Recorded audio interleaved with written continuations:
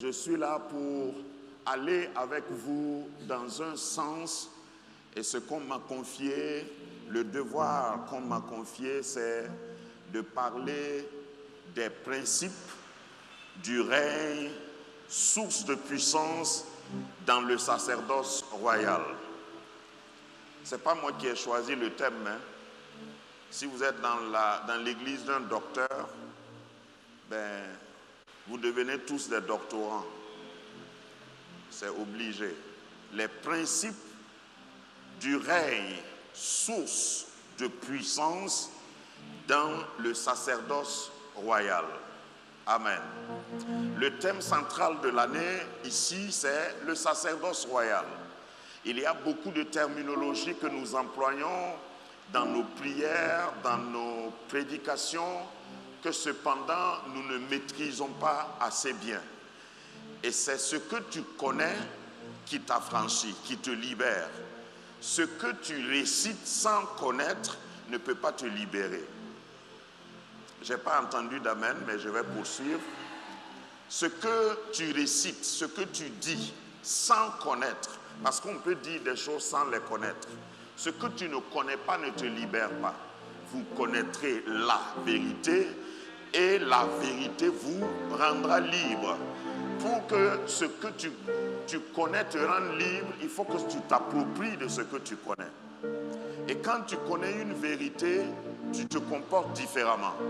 Tu ne peux pas connaître une vérité et ignorer l'aspect, la profondeur de cette vérité. Alors, lorsque nous parlons de règne, nous parlons de gloire, nous parlons de puissance. Qu'est-ce que cela veut dire? Je voudrais aller par étapes et ce soir poser les fondements, surtout les fondements bibliques bien entendu, et décoller au fur et à mesure par rapport à la révélation que Dieu m'a donnée sur ce thème. Et dis à ton voisin, même ton teint va changer à la fin de cet enseignement. Amen. Ton comportement va changer à la fin de cet enseignement. Moi particulièrement, je viens à l'église pour être transformé, pas pour être informé. Lorsque tu es transformé, tu n'as pas peur que les gens remarquent que tu as changé. Lorsque tu es transformé par la parole de Dieu, tu n'as pas peur de dire à un ami que tu n'es plus son ami. Allô? Il y a des anciens amis qui seront tes ex après cette révélation. Et c'est pas grave. C'est pas grave. Parce que celui qui avance en laissant certaines personnes derrière. Et c'est pas un crime. Si j'ai grandi, je ne peux pas faire la même chose que quand je n'étais pas grand. Et tu es là pour changer de niveau. Tu es là pour que le Seigneur te catapulte, te fasse monter et augmente ton niveau de démonstration. Amen. Donc nous commençons par des considérations. J'ai appelé le premier point et je n'aurai qu'un seul point ce soir pour établir les fondements bibliques de ce dont nous parlons. Le premier verset qui retient mon attention, c'est dans le livre de la Genèse. Et vous savez que le livre de la Genèse a la genèse de tout ce qui est racine doctrinale, de tout ce qui est élément doctrinal dans l'enseignement de la parole de Dieu. Tout commence à Genèse. Nous avons l'ombre des choses à Genèse. Nous avons l'introduction des choses à partir de la Genèse. La Genèse, qui est le premier livre de la Bible, parce que ton voisin est en train de chercher vers Ésaïe là-bas, il faut lui dire que c'est le premier livre de la Bible. Et nous sommes dans Genèse chapitre 1, le verset 26. Et comme je connais les habitudes ici, si ton voisin reste assis, c'est que ça fait longtemps qu'il n'est pas venu ici. Nous allons lire Genèse 1, 26. Puis Dieu dit, faisons l'homme à notre image, selon notre ressemblance, qu'il domine sur les poissons de la mer, sur les oiseaux du ciel, sur le bétail, sur toute la terre et sur tous les reptiles qui rampent sur la terre. Amen. Merci de reprendre vos places.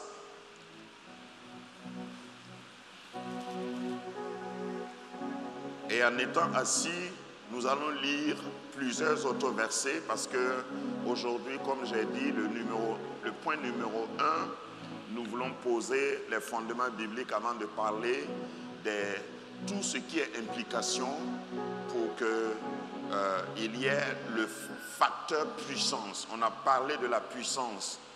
Demain, j'en parlerai davantage parce que quand tu parles de sacerdoce royal et quand tu parles du thème du Sinaï, qui est le règne, la puissance et la gloire, il faut qu'on connaisse quelles sont les implications et quels sont les prérequis pour que nous puissions arriver à ces conclusions. Parce que le règne, la puissance et la gloire, c'est un objectif à atteindre, c'est une conclusion, c'est un devenir à obtenir. Donc il faut que nous sachions comment démarcher, comment avancer, comment nous allons arriver à là.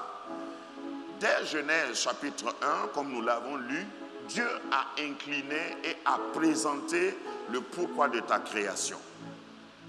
Dis à ton voisin, je suis né pour un but. Le but général, principal que Dieu a donné à l'homme en le créant ou pour lequel Dieu a créé l'homme, c'est de dominer. Dis avec moi, dominer. Dominer, c'est ce qu'on traduit dans d'autres langues. Je laisse le grec et l'hébreu là au docteur Bangoé. Ça, moi, je vais faire les pratiques. C'est lui qui a les racines grecques et qui nous fait toutes les tisanes pour boire. Souvent, ça nous fait mal au ventre, mais on boit quand même. Moi, je viens avec des vitamines. Hein? Est-ce que vous pouvez acclamer pour moi? Ah, voilà. Moi, je vous donne des vitamines, je ne vous donne pas des racines grecques amères, aigres. Amen. En hébreu, c'est ce qui se traduit par plusieurs inclinaisons et qui donne entre autres règne. Celui qui règne domine. Amen. Sinon, je pouvais dire aussi quelques mots en hébreu, mais je vais laisser ça. Voilà, et aller directement. Le règne. Donc, dans le verset que nous avons lu, Dieu dit, je te crée, je t'ai créé, nous, Elohim, le nom pluriel de Dieu. Dieu le Père, Dieu le Fils, Dieu le Saint-Esprit. C'est pourquoi il est dit, créons, faisons l'homme. Dieu, dans son conseil trinitaire, dit, faisons l'homme à notre image. Notre image au pluriel parce que le Dieu trinitaire a voulu refléter son image en chacun de nous. Puisque Dieu est roi, si nous avons son image, nous devons être des rois et des reines. Je vais le dire pour ton voisin, parce que lui, il doute. Si Dieu est roi et tu es créé à son image, tu ne peux que régner. Tu ne peux qu'être roi et reine. Tu ne peux qu'être royal. Amen. Donc le but de Dieu en te créant est que tu règnes. Pas moins que ça. Tu dois régner. Et quand Jésus est venu, il a appuyé sur cela. Mais avant, si nous lisons dans les prophéties qui annonçaient Jésus, il est aussi question du règne. Ésaïe chapitre 9, verset 5. Ésaïe 9, 5. Ésaïe chapitre 9, verset 5. Car un enfant nous est né, un fils nous est donné, et la domination reposera sur son épaule. L'autre inclinaison du mot règne, c'est domination. Domination. C'est ce mot qui a été employé dans Genèse 1, 26. Faisons l'homme à notre image et qu'il domine. Maintenant, on annonce la venue de Jésus en disant que la domination sera sur son épaule. Première parenthèse, car un enfant nous est né, un fils nous est donné. Je ne sais pas si vous voyez la nuance. Les enfants sont nés, mais les fils sont donnés. Ça, c'est une parenthèse. Les pasteurs sont nés, mais les vrais leaders sont donnés. Pour un enfant, il faut qu'un enfant vienne au monde. Souvent même les parents s'amusent et un enfant naît. Je vais dire que c'est mécanique, c'est souvent même accidentel, parce qu'il y a des parents qui disent que l'enfant est venu par accident. Bon, ça c'est mal connaître ses enfants. Parce qu'aucun enfant ne naît par accident. Si tu m'appelles accident, je vais t'accidenter. Mais les enfants sont nés, mais les fils sont donnés. Ça veut dire qu'un fils, il faut que ce soit le fils lui-même qui s'engage à devenir fils. Il y a une différence entre un enfant et un fils. Vous pouvez mettre au monde un enfant, mais l'enfant peut ne pas devenir fils jusqu'à sa mort. Vous pouvez rencontrer des hommes qui prétendent être des hommes de Dieu, mais ils ne deviennent pas des vrais hommes de Dieu conduits par Dieu accidentellement. Il y a un prix à payer pour devenir fils. Il y a un principe à remplir, à observer avant de devenir fils. Et je prie que tu sois fils. Je prie que tu sois fille. Parce qu'il y a beaucoup de personnes qui ne sont que des enfants. Même dans le royaume de Dieu, il y a beaucoup de fils et il y a peu d'enfants. Nous sommes là parce que nous voulons être des enfants. C'est une parenthèse, mais nous parlons du règne. Tu ne peux pas régner si tu es enfant. Peut-être que je dévance mes notes. Régner implique que tu sois mature, que tu sois adulte. Aussi longtemps que l'héritier est un enfant, il ne diffère en rien d'un esclave. Car un enfant nous est né et un fils nous est donné. Pour que la domination repose sur ton épaule, pour que tu puisses régner, il faut que tu deviennes d'abord fils. Quand j'étais enfant, je parlais comme un enfant. Je réfléchissais comme un enfant. Mais quand je suis devenu mature, adulte, dis à ton voisin comme moi, j'ai laissé ce qui est de l'enfant. Qu'est-ce qui fait qu'on peut savoir que quelqu'un est devenu un fils? On reconnaît un fils pas par ce qu'il fait, mais par ce qu'il a laissé. Allô? C'est ce que tu as laissé là. Quand on va te voir et puis on dit, il a changé, hein? Parce que tu as laissé quelque chose. C'est en ce moment que tu commences à mettre ton pied dans le domaine du règne. Et maintenant, tu vas manifester une puissance qui est nouvelle, qui n'est pas celle que tu manifestais avant. Je ferme la parenthèse, elle était longue mais importante. On l'appellera parce que quand tu vas devenir un fils, c'est en ce moment que tu auras tous ces noms.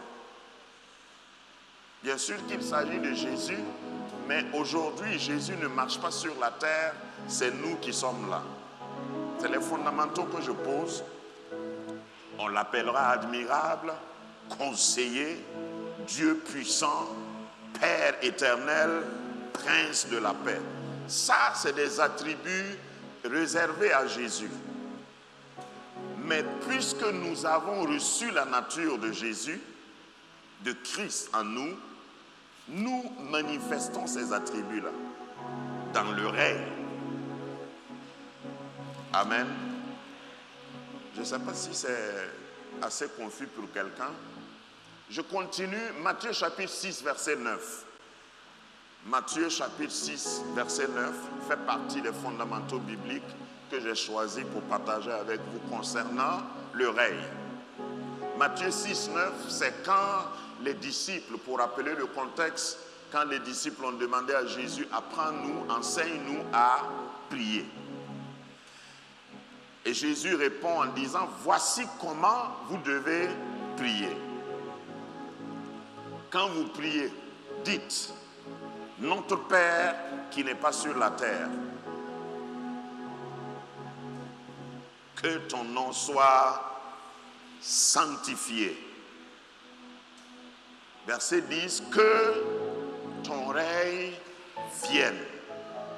Et je m'arrête là, c'est ce que je voulais. Que ton règne vienne. Le règne de Dieu, il faut arrêter, comme certains chrétiens, de penser que le règne de Dieu s'exécute uniquement au ciel. Le règne de Dieu doit être présent sur la terre. Mais Dieu ne descend pas pour établir son règne. Dieu règne sur la terre par qui? Répondez-moi. C'est par nous. Tu as été créé à son image, Genèse 1, 26, première lecture, pour représenter Dieu sur la terre. Que ton règne vienne. Que ton règne vienne n'est pas un slogan, n'est même pas un vœu. Que ton règne vienne, c'est une concordance de volonté. Je m'associe, j'adhère à ton plan et je dis à Dieu, je suis là pour que ton règne vienne sur la terre comme ton règne est déjà aux cieux. Je ne suis pas responsable d'établir ton règne aux cieux. Ça, c'est déjà fait. Mais je suis responsable de refléter ton règne sur la terre. En tout cas, dans ma circonférence, dans ma circonscription, c'est moi le roi. C'est moi le représentant de Dieu. Et c'est incontestable, c'est irrévocable. Tant que je suis sur la terre, je suis là pour représenter Dieu. Et ça, ce n'est pas le résultat d'un scrutin.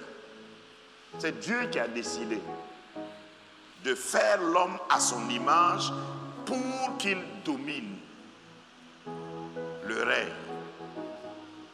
J'ai dit que je ne vais pas dire les mots hébreux, mais règne, royaume, là, ça s'appelle Mamlaka en hébreu.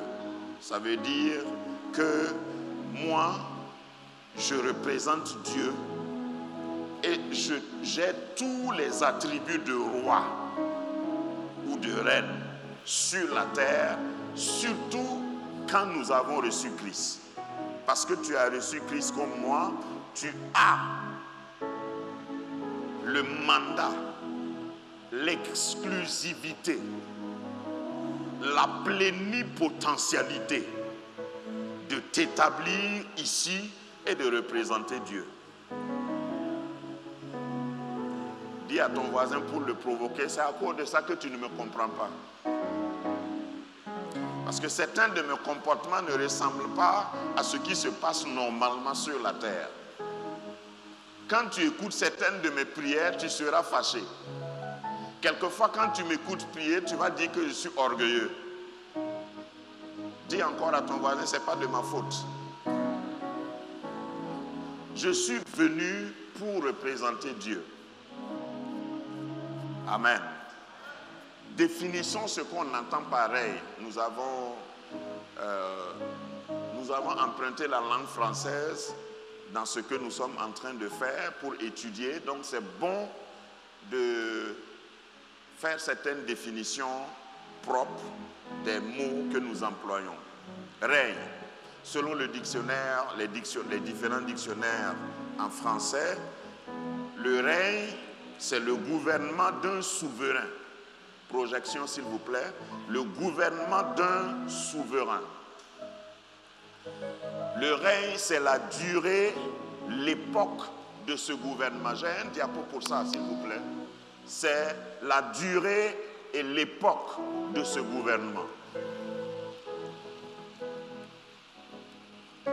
Pour ceux qui prennent note, si vous projetez, ça va les aider, s'il vous plaît. Voilà. Le gouvernement d'un souverain. Le règne, c'est le gouvernement d'un souverain. Et le souverain, c'est moi. Ah bon? Ce n'est pas toi alors. Il faut dire au moins Amen. Et la durée de ma vie, c'est la durée de mon règne. C'est ce que ça inclut. Et c'est le gouvernement c'est l'époque d'un gouvernement. C'est-à-dire que El Kabod, établi à Koumansi Ramblais, c'est un gouvernement. Et nous avons des ministres, après chaque culte, ils reçoivent les instructions. Nous avons des sous-préfets, nous avons des représentants de région. Et après chaque rassemblement, ils sortent. Et ils partent exercer la décision, le conseil de ministres qui a eu lieu ici. Et pendant ces 40 jours de jeûne et prière, nous sommes en conseil de ministres. Et il y a des décisions, des décrets qui sont pris.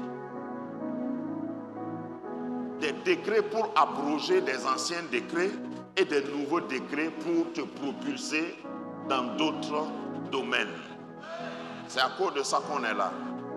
Il y en a qui n'ont pas compris ça. Deuxième définition, c'est la domination de quelqu'un. Le règne, c'est la domination de quelqu'un, d'un groupe jouissant d'un pouvoir absolu.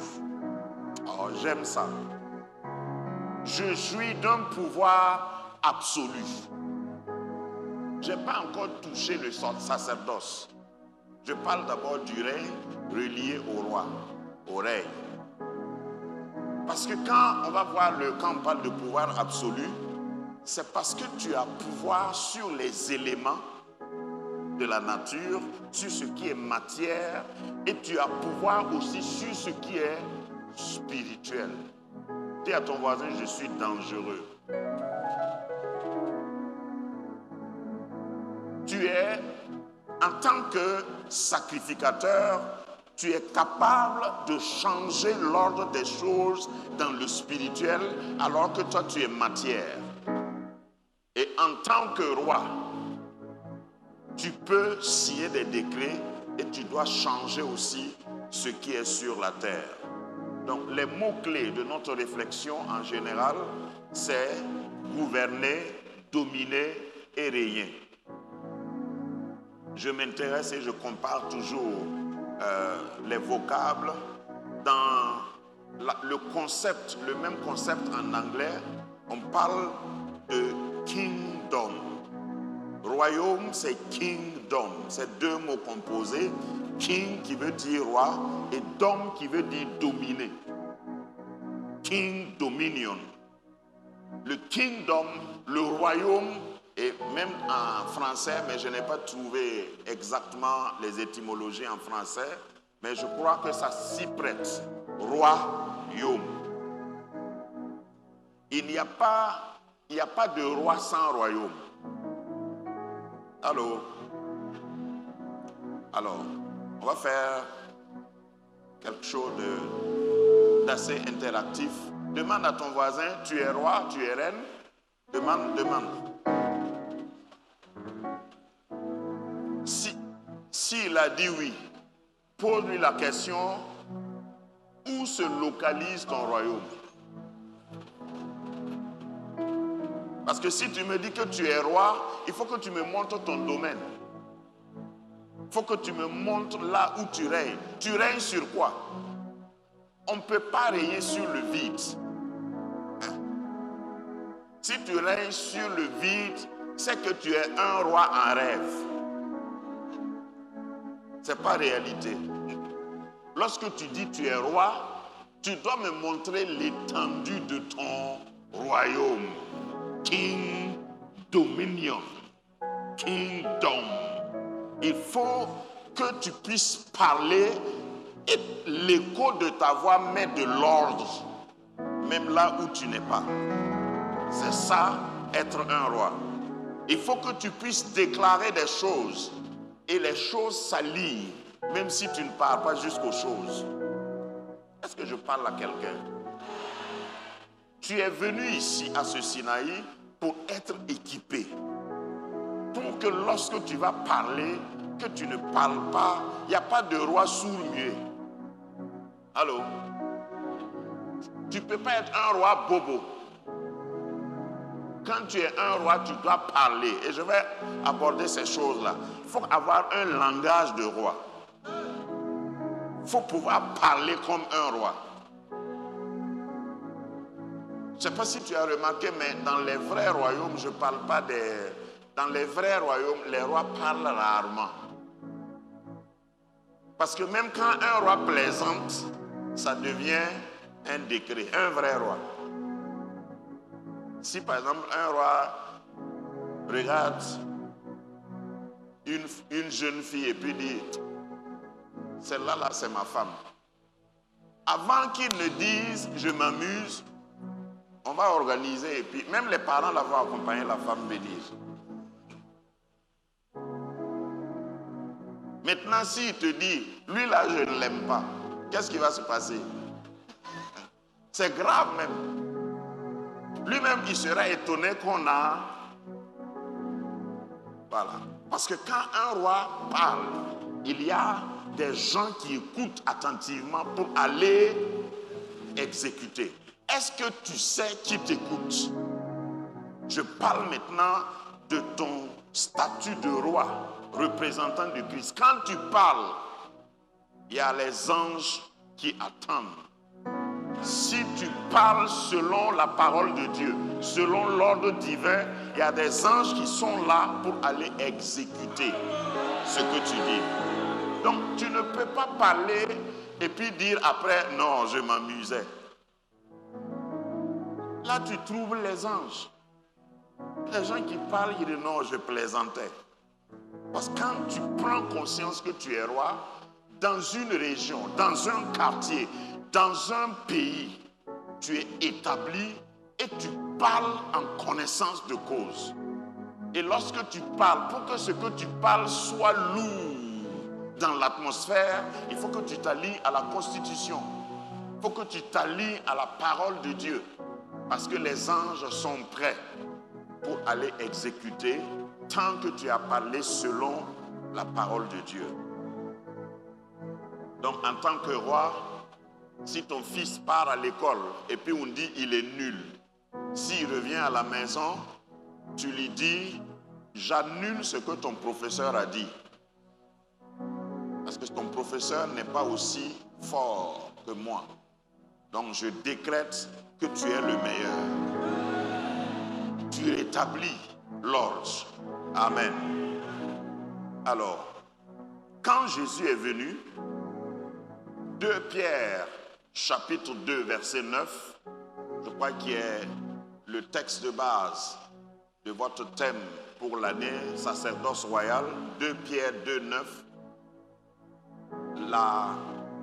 l'œuvre de Jésus vient nous annoncer que nous sommes devenus, nous, vous au contraire, vous êtes une race élue. Est-ce qu'on peut le dire ensemble? Vous au contraire, vous êtes un sacerdoce royal, une nation sainte, un peuple acquis.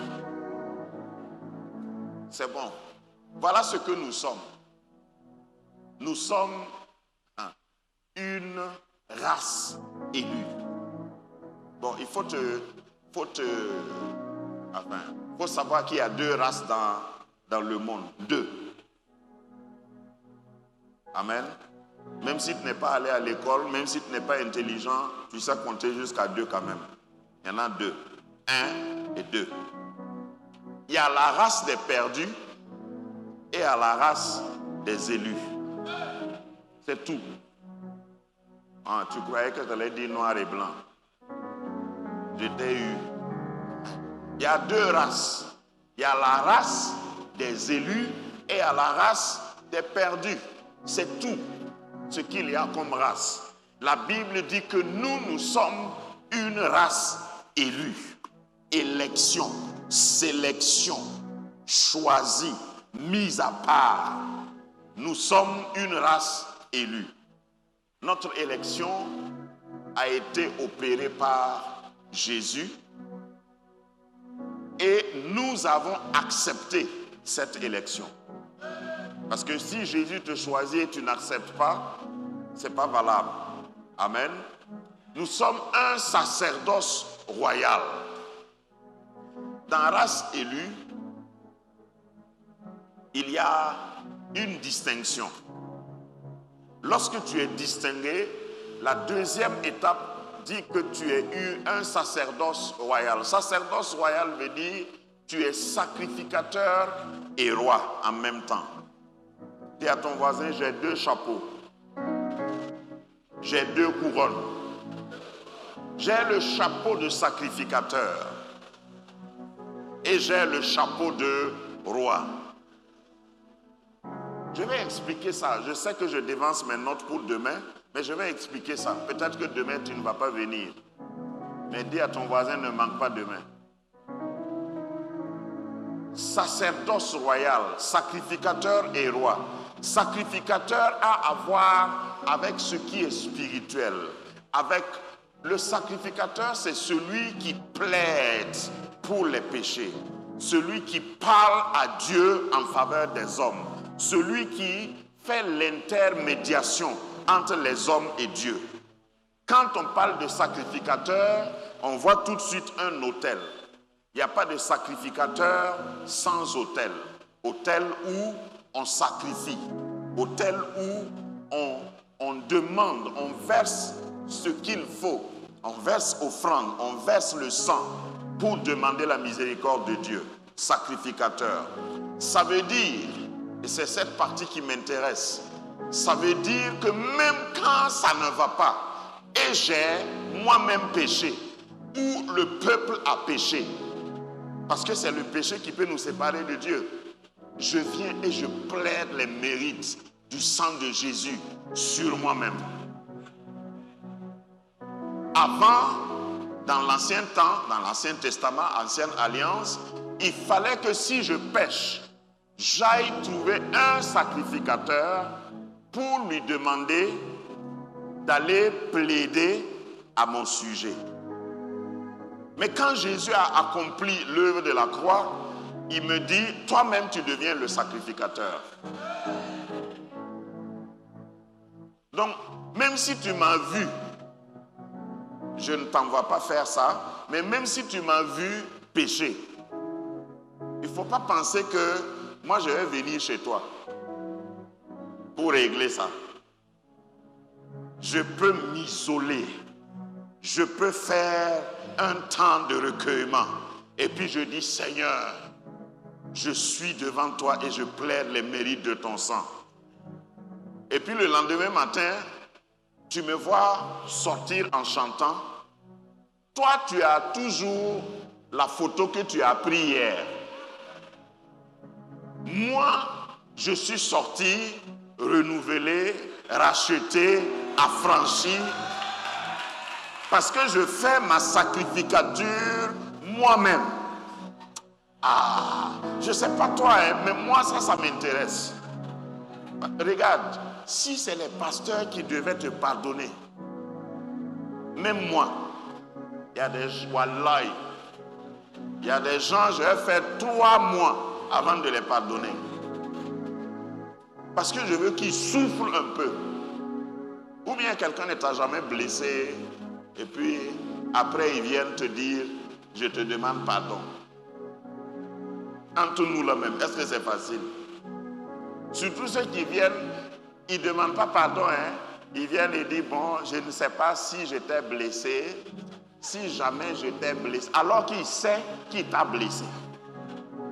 Au lieu d'aller directement, il va tourner. En tout cas, si j'ai fait quelque chose, il faut me pardonner.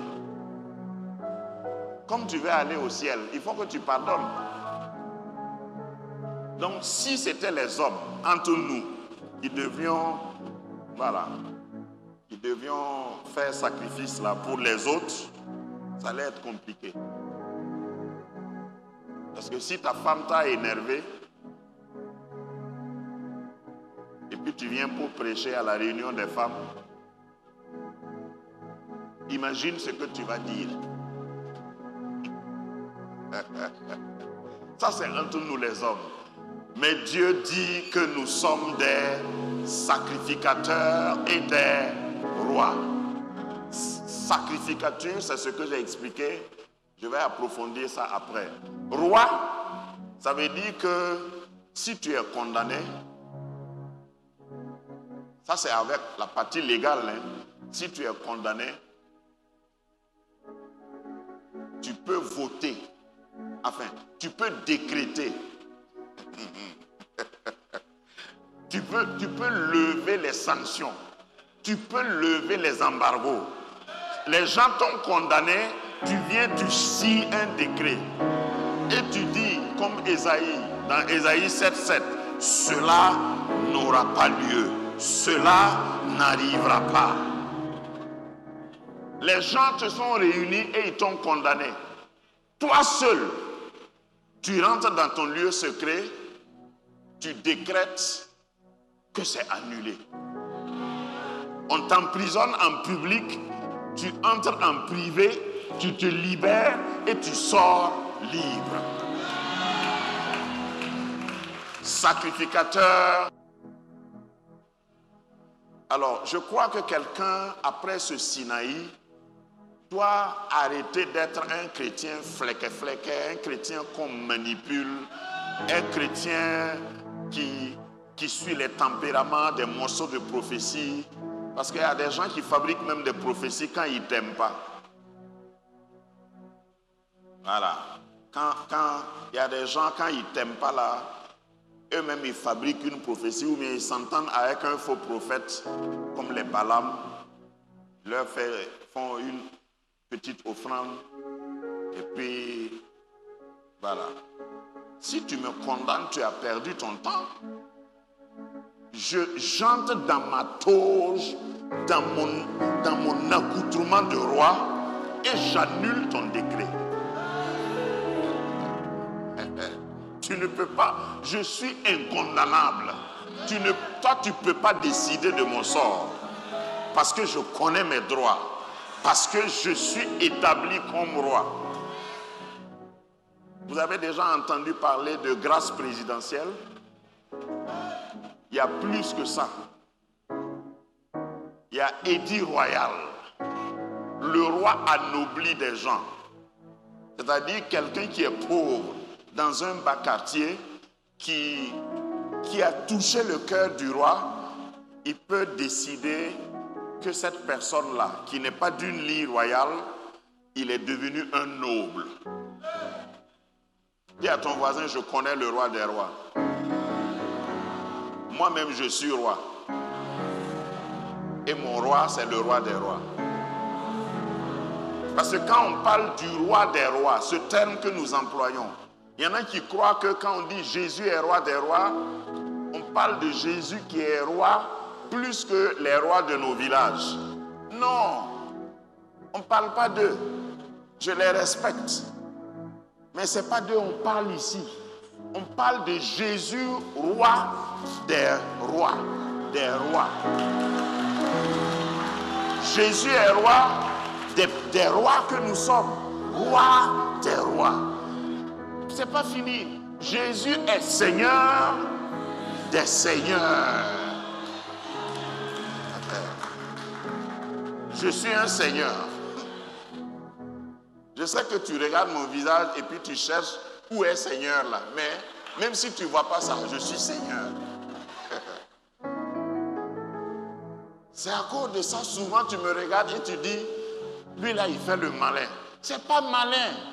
J'ai découvert qui je suis.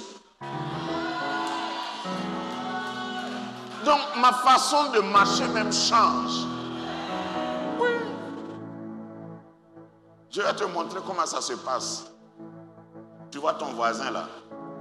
Si on lui donne 10 millions tout de suite, et puis il met dans sa poche, quand on va finir cette soirée, sa démarche pour aller chercher son yango va changer.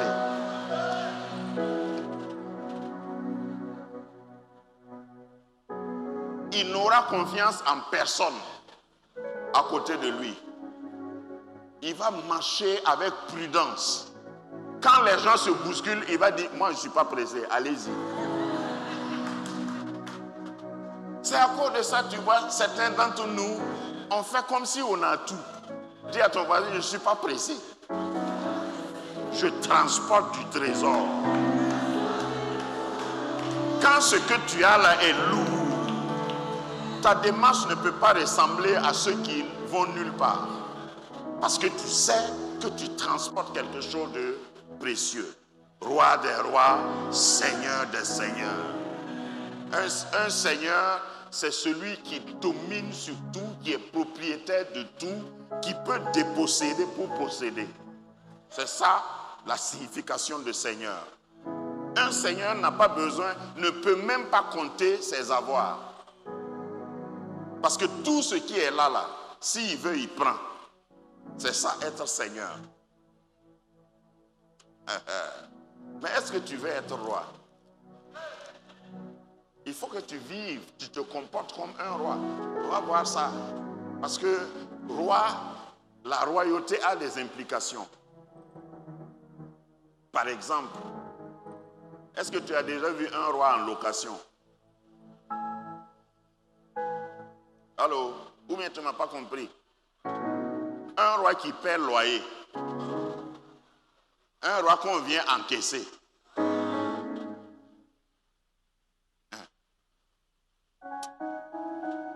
Si c'était au Nigeria, quand on dit quelque chose comme ça, enlève ça de ma tête. Je déclare que ce n'est pas ta portion. Parce que même dans ces détails-là, si tu n'es pas encore arrivé chez toi, c'est-à-dire si tu n'habites pas encore chez toi, dans ta tête, il faut refuser cette condition et donner une explication à cette condition. Si tu n'es pas patron, c'est que tu es apprenti. Ma vie là se résume comme ça. Si je n'ai pas encore possédé, ça ne veut pas dire que ce n'est pas pour moi. Ça veut dire que je m'entraîne pour aller posséder. Si je ne suis pas encore riche, ça veut pas dire que je ne serai pas riche. Ça veut dire que Dieu est en train de me former pour pouvoir gérer la richesse. Donc, je ne dis pas d'aller sortir tes affaires si tu es en location. Je suis en train de te dire qu'il faut mettre dans ta tête que c'est provisoire. Pour le moment, tu es en location. Mais un roi, une reine ne peut pas vivre toute sa vie en location. Certains d'entre nous, nous sommes en location pour enseigner à nos enfants comment on entretient une maison, une propriété. C'est tout. Dis encore à ton voisin, ne t'amuse pas avec ma situation. Ne te moque pas de moi. Parce que ma situation est sujet à changement. Je suis là en attendant. C'est provisoire. Bientôt, très bientôt, ça va changer.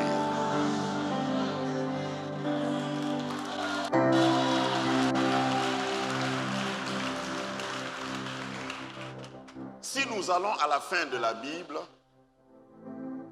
au début je vous ai dit que j'établis les fondements bibliques. Dans Apocalypse chapitre 1 verset 6, Apocalypse 1, 6, Apocalypse c'est le dernier livre de la Bible. On a commencé où? À Genèse. On finit à Apocalypse et voilà ce que Apocalypse dit.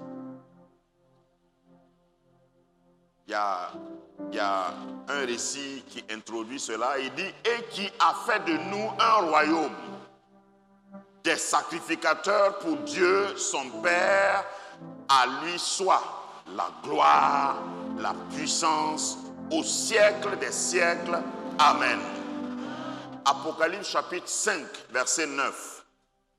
Et il chantait un cantique nouveau en disant, dit on parle de nous, tu es digne de prendre le livre et d'en ouvrir les sceaux, car tu as été immolé et tu as racheté pour Dieu par ton sang des hommes de toute tribu, de toute langue, de tout peuple, de toute nation, y compris la Côte d'Ivoire, y compris le Burkina Faso, y compris le Congo, les deux Congos.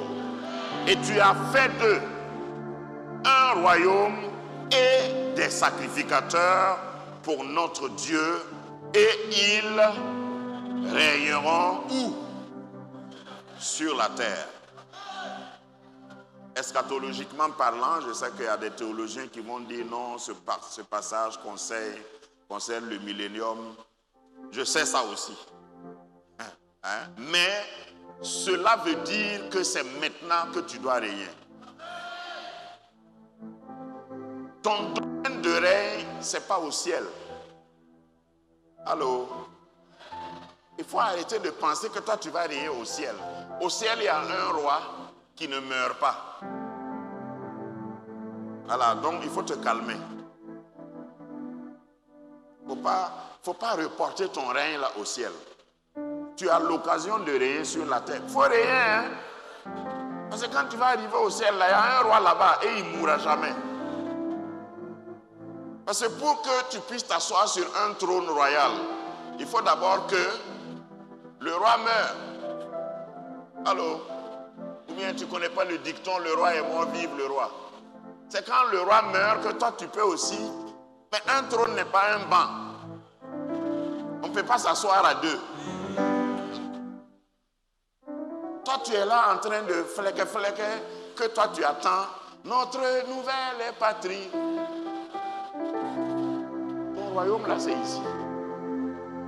Hein? Il faut régner sur la terre. Au ciel là, nous allons aller nous asseoir pour acclamer le roi. Tu ne pars pas là-bas pour régner. Tu veux régner ce qui même au ciel. C'est sur qui tu vas régner. C'est ici que tu peux régner. C'est ici que tu as de l'espace pour régner. C'est ici que tu as été affecté comme ambassadeur, ambassadrice plénipotentielle. Et tu parles au nom de celui qui t'a envoyé. Ton siège, c'est là-haut. Tu te connectes à ton patron au ciel et il te donne des instructions pour que tu établisses son règne. Que ton règne vienne sur la terre comme il est dans les cieux. Amen. Je sens déjà que quelqu'un est en train de sortir de son cocon religieux. Dieu ne t'a pas établi pour que tu sois un protestant, protestataire. Il t'a établi pour que tu sois roi. Voilà, c'est ça le nom que Dieu t'a donné. Qui es-tu? Je suis protestant. Bon, ça, c'est pas ton identité. Ça, c'est une conséquence historique. Sinon, ton vrai nom, là, c'est ambassadeur. C'est ambassadrice. C'est celle de la terre. C'est lumière du monde. Ville située sur une montagne qui ne peut être cachée. Tu veux haut, tu veux pas haut, tu vas voir la ville. C'est ça ton identité. Et tu es roi, reine. Tu es représentant de Dieu. Ta constitution, ce n'est pas la constitution terrestre. Quoiqu'il faut respecter la constitution de ton pays. Tu as deux passeports. Tu as un passeport terrestre et un passeport céleste. Lorsque les gens te disent, par rapport à la juridiction terrestre, que toi tu es pauvre, que toi tu es d'un bas quartier, que toi tu es malade même, ça n'affecte pas ton spirituel. Quel que soit ce que tu manges, ton voisin mange je ne sais pas quoi, voilà, des plats luxueux. Toi tu as mangé seulement garba. Mais sur le plan spirituel, je ne dis pas que si tu es spirituel, il ne faut pas bien manger. Hey. Voilà. Mais ce n'est pas ça qui rend, qui affermit ou qui démontre ta royauté. Jésus aimait dire, mon royaume n'est pas d'ici-bas. Pourtant, il marchait sur la terre. Amen. Le but de l'œuvre de la croix, c'est de faire de nous des sacrificateurs et des rois. Ça, c'est le but de l'œuvre de la croix. Je vais lire ce que nous venons de lire, Apocalypse chapitre 1, versets 5 et 6, dans une version que j'ai choisie, la version Oswald, qui dit,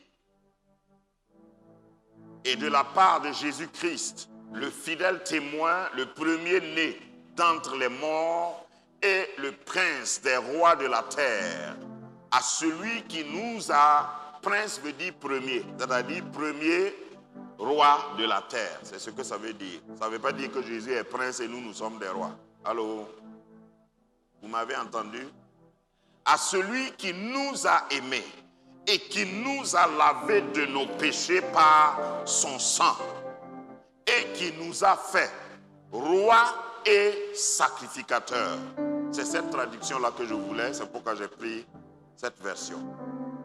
Roi et sacrificateur de Dieu son Père, à lui soit la gloire, la force au siècle des siècles.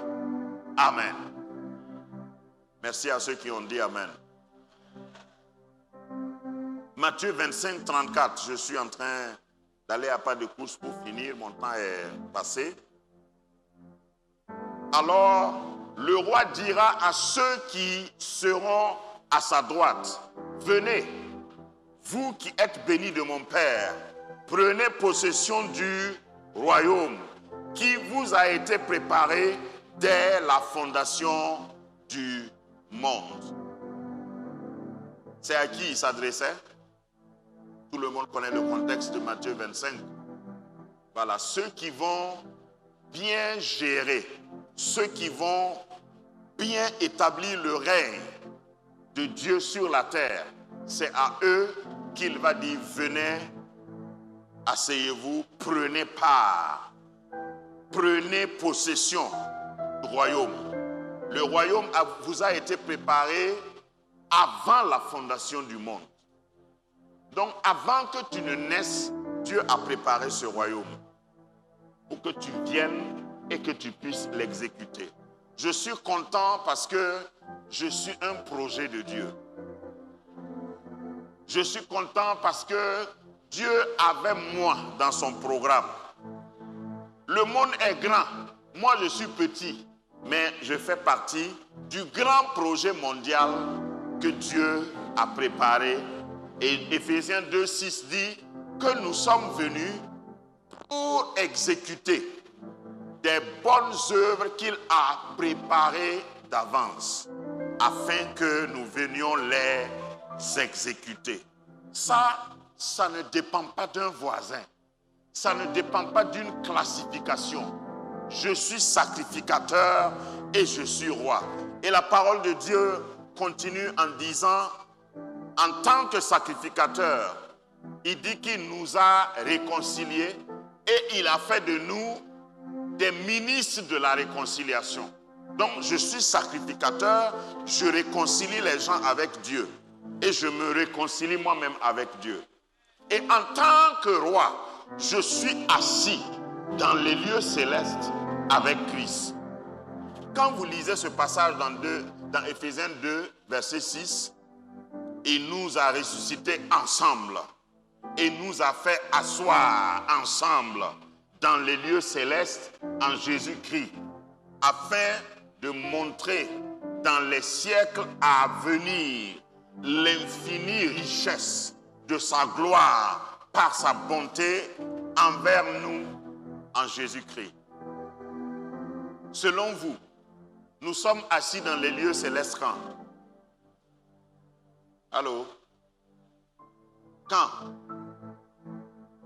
Maintenant ou bien après notre mort? C'est maintenant.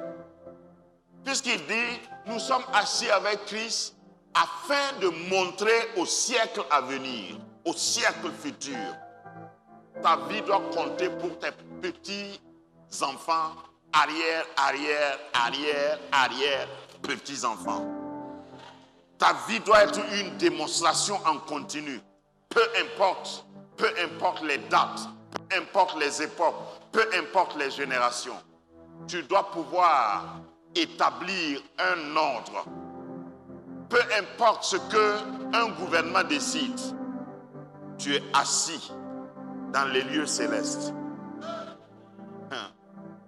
Chaque fois et très souvent quand je monte dans un avion, quand l'avion finit de monter, j'ai toujours ce passage-là en tête. C'est vraiment bien d'être dans les lieux célestes. Voilà. Puis tu regardes, il y a certaines prières que moi je réserve toujours pour faire quand je suis en haut. Bon, ça c'est moi, il ne faut pas fétichiser ça. C'est-à-dire des prières, je profite quoi. Quand on est à 11 km du sol, je dis Seigneur, tu sais qu'on est très proche maintenant.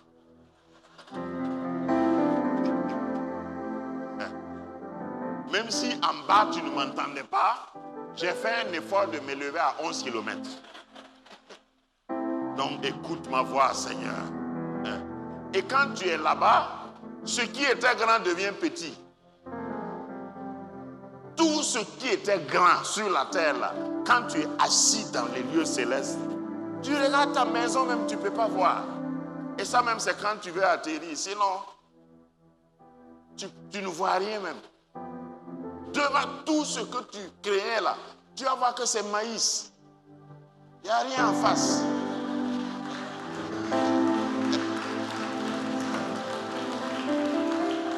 Donc, je suis assis avec Christ dans les lieux célestes. Ah! Lorsque la vie te dérange, souviens-toi que tout ce qui te dérange est en bas de tes pieds. Parce que quand tu es dans les lieux célestes, pour que tu vois les problèmes, il faut que tu fasses comme ça. Sinon, tu ne les vois plus. Et Dieu ne nous a pas créés pour qu'on marche comme ça. Dieu nous a créés pour qu'on marche comme ça. Donc, arrête de regarder les problèmes. Si tes problèmes sont plus grands que toi, c'est parce que tu es en bas.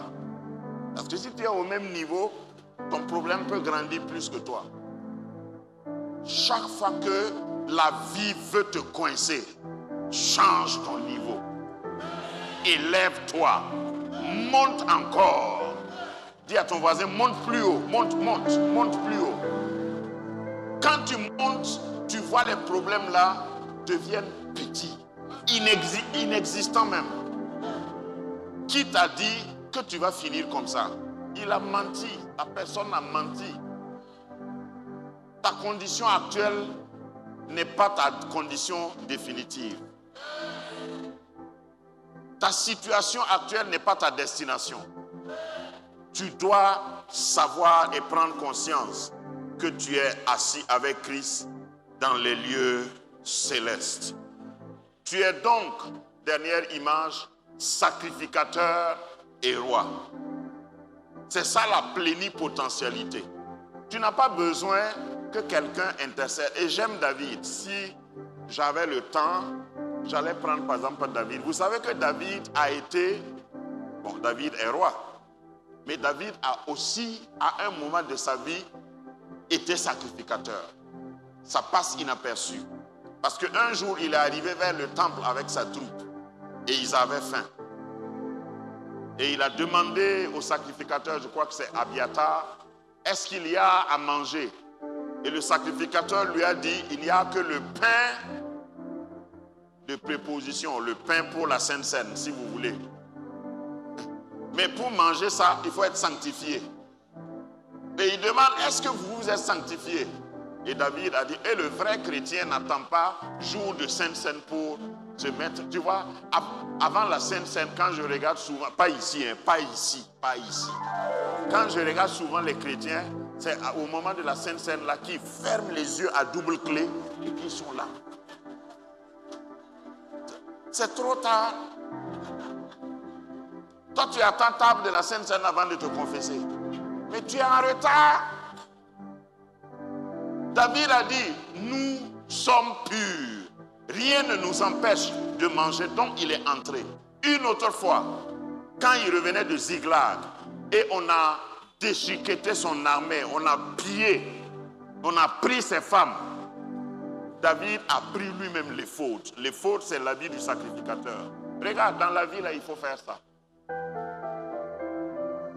Moi, je ne peux pas dépendre d'un pasteur. Allô? J'ai un pasteur. Je suis pasteur, mais j'ai un pasteur. Je compte sur lui pour qu'il me guide. Au fait, dans la vie, parenthèse, si tu arrives à un niveau où quelqu'un ne peut pas t'asseoir, te dire la vérité, tu es déjà perdu. Il y a longtemps même. Et je n'ai même pas confiance à un pasteur qui n'a pas de pasteur. Allô? Si le policier brûle le feu, qui arrête? Ou bien tu n'as pas compris l'image? Lui, il arrête tous ceux qui brûlent le feu. Et lui-même, quand il est en civil, et il brûle le feu. Il faut qu'il y ait explication. Donc, en tant que pasteur, c'est bon d'avoir un pasteur. Voilà. Et je me mets à genoux devant un pasteur que j'appelle mon pasteur. C'est comme ça que l'ordre marche. Donc David arrive dans le temple, il consulte d'abord son pasteur. Et le pasteur de David lui dit, est-ce que tu es pur? Il dit, oui pasteur, je suis pur. Donc il dit, alors tu peux manger. Et il entre. Il arrive. Quand il était en guerre et il a failli, il a fait une défaite. Il pleurait. On dit qu'il a pleuré à haute voix. Parce qu'un roi peut pleurer. Mais il ne faut pas durer dans les pleurs. Allô? Ici on dit il ne faut pas durer dans mauvais rêve. Si le rêve est mauvais, ouvre les yeux, c'est quoi? Si tu te réveilles, rêve là n'est pas fini.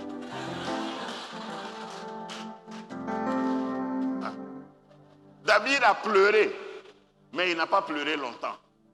Il s'est arrêté. Il dit, mais attends, je suis quand même un roi, je suis sacrificateur. Il entre et il prend les fautes, il porte. Il dit, Seigneur, est-ce que je dois poursuivre mes ennemis? Est-ce que je vais les rattraper? Est-ce que je vais vaincre? Le Seigneur n'a pas dit, écoute, ce n'est pas toi qui dois me poser ces questions. Va voir le grand pasteur. Cette prière-là c'est trop grand pour toi. Non, le Seigneur a dit, mon fils, poursuis et tu rattraperas et tu récupéreras tout, certainement. Après ça, il enlève les fautes, il part accrocher et il sort avec son coupe-coupe, son épée. Parce qu'à l'époque, tous les rois avaient des épées. Peut-être que je vais aborder ça. Si tu veux régner aujourd'hui, ne néglige pas le combat spirituel. Si tu es roi, il ne faut pas penser que tu ne dois pas aller en guerre. Dans les monarchies normales, et la monarchie que je prends souvent en exemple, c'est l'Angleterre. J'ai visité le palais du roi d'Angleterre, je crois, plusieurs années en arrière. Mais quand tu arrives, tu ne peux pas poser même tu n'oses même pas poser la question si c'est une présidence. Ça ne ressemble à rien à une présidence. L'ordre établi t'impose le respect. Quand on est arrivé et puis on n'est même pas rentré dans le vrai palais. Voilà, on s'est promené autour. Mais à la porte, on nous a donné les consignes. On dit, quand vous allez arriver, il est interdit de mettre ses mains dans la poche. Et puis on a fait plusieurs lois, protocoles. Tu ne peux pas rentrer là-bas et puis marcher comme ça, touriste. On vient te prendre comme un sandwich. Et puis on te dépose dehors. Le roi, là où est le roi, il y a un ordre, il y a un protocole sévère. Il n'y a pas de nuit, il n'y a pas de jour. Ça veut dire, ça ne change pas. Donc, en tant que roi, il faut que tu connaisses certains codes. Le roi ne peut pas s'asseoir n'importe comment, ne peut pas parler n'importe comment, ne peut pas manger n'importe comment et n'importe quoi. Toi, tu es roi et tu es au maquis. Tu es roi et puis c'est toi qui... Voilà, tu ris à haute voix. On entend le rire du roi à 1 kilomètre. Tu es quel roi? Toi, tu es quel genre de roi? Tu es roi et puis ton habillement là est discutable. Attends, aujourd'hui là, comme je viens d'arriver, je ne vais pas choquer quelqu'un. Voilà. Mais on ne peut pas être roi gratuitement. Comment? Roi là, dis à ton voisin, roi comme nous là, ça ne se gagne pas comme ça. Si tu veux être roi, il y a des prérequis, il y a des conditions. Et c'est quand tu vas être roi que tu vas domestiquer la puissance. Ça, c'est une notion qu'on va voir peut-être samedi soir ou quelque part. Parce que quand la puissance n'est pas royale, elle est brute, elle est sauvage. Et il y a beaucoup de puissances qui sont sauvages, qui n'ont pas été domestiquées. Il y a des puissances qui sont haute tension sauvages. Ça ne peut pas passer au milieu des gens. Ce que Dieu veut, c'est une puissance contrôlée, une puissance qui transforme, une puissance qui fait du bien. Parce que quand on va parler de puissance dans le sacerdoce royal, ce n'est pas puissance pour mélanger les gens, pour diviser les couples. Ce n'est pas puissance pour voir les sous-vêtements des gens. Ce n'est pas puissance. Qui t'a dit que Dieu ouvre les yeux? Regardez. Je vois. Mais si tu vois, on t'a dit de dire. Lorsque tu vois ce qui ne doit pas être dit et tu le dis, tu n'es pas royal. Ou bien vous ne savez pas qu'il y a des rois qui ne sont pas royaux. C'est-à-dire ils ont le bonnet, mais ils sont passés boire du koutoukou et en rentrant là, ils marchent comme ça. Mais quand tu regardes le bonnet, tu sais que c'est un roi.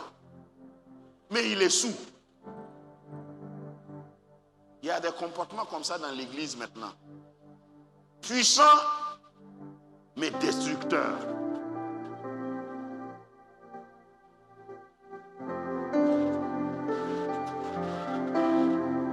Et à la fin de l'exercice de sa puissance, l'église doit voter un budget pour de nouvelles chaises. Parce qu'il a tout cassé avec sa puissance. C'est pas obligé d'être, ça peut arriver, mais c'est pas obligé d'être comme ça tous les jours. Un roi doit être royal. L'authenticité de ta royauté, ça se mesure dans ton comportement. Une puissance domestiquée, une puissance maîtrisée, une puissance bien gérée, orientée. Avec l'électricité, on peut brancher un fer à repasser. Avec l'électricité, on peut cuire dans la cuisine. Même électricité. Avec l'électricité, tu peux éclairer ta maison. Avec la même électricité, tu peux refroidir avec le frigo tes aliments. Même électricité. Vous savez le secret? Parce que c'est une puissance qui a été domestiquée. Ce qu'il faut pour un frigo, ce n'est pas la même chose qu'il faut pour un fer à repasser. Si tu as la puissance, pour l'appliquer à chaque individu, il faut que tu aies ce que j'appelle la domestication, la maîtrise. Ce que tu vas dire à une sœur et ce que tu vas dire à un frère, ça, il doit avoir une variante, mais même puissance, même source. Est-ce que je parle à quelqu'un? Si vous parlez de royauté et de puissance, il faut inclure ça. En tout cas, moi, je dis ce que j'ai vu. Tu es immature. Voilà. Tu es à la pédiatrie d'abord. Ce n'est pas tout ce qu'on voit qu'on dit comme on voit. Voilà. Et chez moi, lorsque je fais la délivrance et quelqu'un tombe, tous mes caméramans savent ça. Tu ne filmes pas quelqu'un qui est en train de rouler par terre. Le but là, c'est quoi? Hein? Pendant la prière, quelqu'un est tombé, il est en train de se débattre, et puis tu viens avec la caméra. C'est pour faire quoi? Non, réponds-moi, c'est pour faire quoi? L'objectif poursuivi, c'est quoi? Pour qu'on dise, ouais, il y a le feu dans cette église. Non. Je ne dis pas que quelqu'un ne doit pas tomber. Ça arrive. Sous l'onction, il y a des choses qui doivent se passer. Mais ce n'est pas ça qu'on doit médiatiser. Quelqu'un est en train de rouler, une femme, son mari n'est pas à l'église, et puis il voit ça à la télé. Toi, tu as servi le Seigneur comme ça. Puissance domestiquée. Et on va apprendre ça. Parce que quand je regarde ton visage, je sais que tu es rempli de puissance. Mais il faut que tu domestiques ça. Il faut que tu maîtrises ça. Parce que la puissance qui n'est pas domestiquée, ça peut embraser la maison. Tu peux être en train de cuisiner et si tu ne contrôles pas bien le gaz, il peut y avoir explosion. C'est ce que j'appelle domestication de la puissance. Si on parle du règne, de la puissance et de la gloire, je n'ai même pas touché la gloire, je ne sais même pas si j'aurai le temps. Hein? Ce temple est appelé El Kabod. Kabod, c'est la gloire. Hein? Que le Seigneur vous bénisse. Quand je parle, quand je parle, j'ai peur de regarder le cardan de la montre. J'ai déjà mordu sur mon temps. Les consignes qu'on a données est qu'on doit prendre le temps aussi pour prier. J'espère qu'à travers ce message, tu as des points de prière personnels. Ce n'est pas quand on dit prions ensemble et puis si tu as eu un point de prière, c'est pour ça que tu dois prier.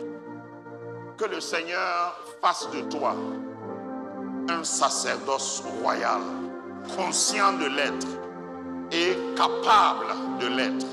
Que Dieu te bénisse. Amen.